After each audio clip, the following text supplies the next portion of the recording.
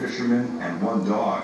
Officials believe the windshield what's cooking? Older than it was. May have felt a false sense of security go on the ice, thinking that the ice wouldn't crack. Coast Guard officials were restrained in criticizing the fishermen, but they did say this rescue cost more than $45,000. Still, incidents like this aren't unusual. Tim Robertson showed us pictures from other missions where the goal was to save people, not vehicles, and reviewed video of this one, showing how stranded fishermen can be in serious danger. And here they are stepping into the ice, into the water.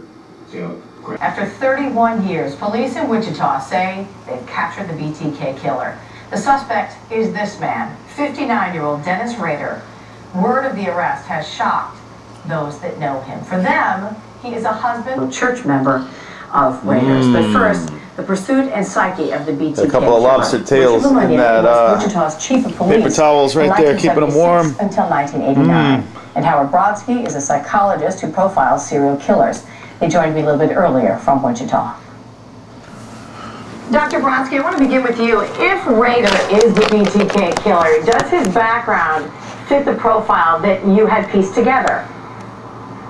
You know, I think he is the kind of guy I was looking for. The only thing that surprises me is how he was able to blend into the community for all these years. If Rader is the BTK killer, he led a double life for most of his adult life. How does someone function in two very distinct worlds like that? Well, you know, we all function in different worlds. We're different people at home than we are in public, and different people at work. So it's a matter of that he was able to keep most of this kind of repressed down so that people didn't see it. But there were things bleeding through. There's lots of stories circulating now, things that he was doing, that when you look at it, you wonder why people weren't really more questioning of who this guy was and if he didn't have more of a problem. Chief Lemunion, if Rader's the BTK killer, would he have ever been captured if he didn't send those letters, the letters that we've been talking about for so very long now? I think he would have been. I think he's the type of individual, you know, that he went through all this trouble and all these things. I think he would have left a trail. It would have taken us a lot longer. I think obviously what brought it to a conclusion is the fact that he did start communicating with us. He did start telling us, you know, what he was going through, what he had done, and wanted us to understand why. So, no, I think we would have eventually got him, but I think it would have been a long time. Dr. Brodsky, back in the 70s when the BTK killer first started writing letters, he complained, and again, this is something that he actually wrote in one of those letters, how many do I have to kill before I get my name in the paper or some national attention? Do you think he started writing letters again to get caught, or as some people have theorized, for attention? Well, I think he probably had different motives at different times. You know, sometimes he'd wake up and want to be caught and think that would be better. But a lot of the time, he was really liking the attention. He was liking the focus on him. He was liking people scratching their heads, wondering what on earth this guy is up to. He liked taunting the police. This was something that really kept him going for quite a while. And Chief Lemunion, now that police have a suspect in custody, looking back over this entire more than 30-year period, is there anything that you could have done to catch him sooner?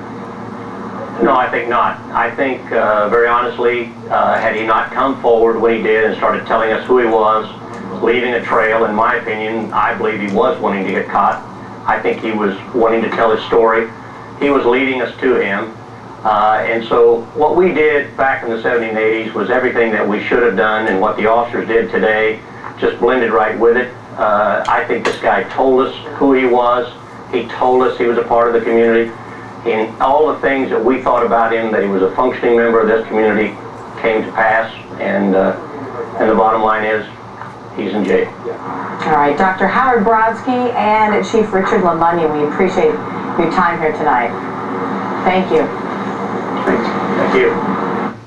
Much more ahead in prime time tonight on the BTK case. Let's find out what's coming up at the top of the hour. I'm Paula's On Now. Hi, Paula. Heidi, it's perhaps one of the most heartbreaking interviews I've done recently. We'll have an exclusive in the BTK case. I'll be talking with the son of one of the serial killer's victims. He was 5 years old at the time.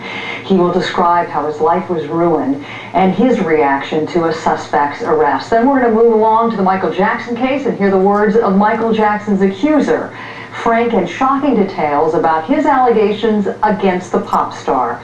All that coming up in just about 20 minutes from now, Heidi. All right, Paula, thank you for that. And also, there are many people tonight who cannot believe the Cub Scout leader and family man they know may be the BTK killer. Among them, my next guest, Paul Karlstedt, has been a friend of Rader for decades and is a member of the congregation that just elected Rader president of the church council. He's joining me now from Wichita.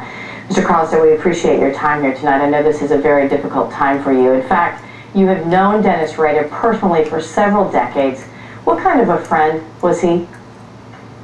I met Dennis and his wife when we first moved to Wichita in July 1975. So I've known Dennis for 30 years. He's been a good friend, he's been a church friend, he's been a loyal friend.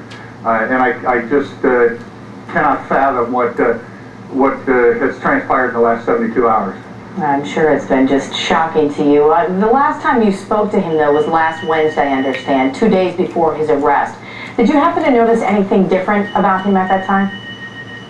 I didn't notice anything different. There was an air of concern in his voice because he had come into church to drop something off for a dinner we were having that night.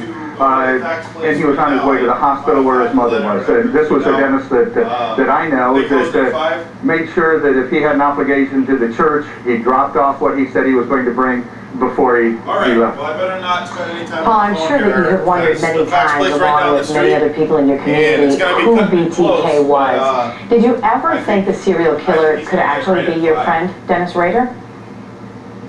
No.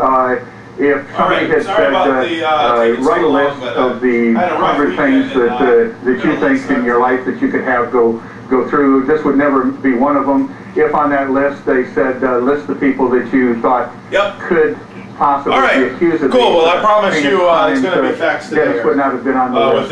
Within a half an hour or so. Okay? It's just such a shock to all of us. I'll call you later, dude. You were also very close with Rader's wife, Paula. Do you have any idea how she's coping with the news? I have not spoken with her. I have heard that she is devastated, that she cannot understand what's going on also. And I just pray for her and the family and just hope that the rest of the country prays for them too. I want to be very clear. Obviously, there has been no conviction here, but if indeed Rader is BTK, do you think his wife, Paula, knew anything about it? Knowing Paula,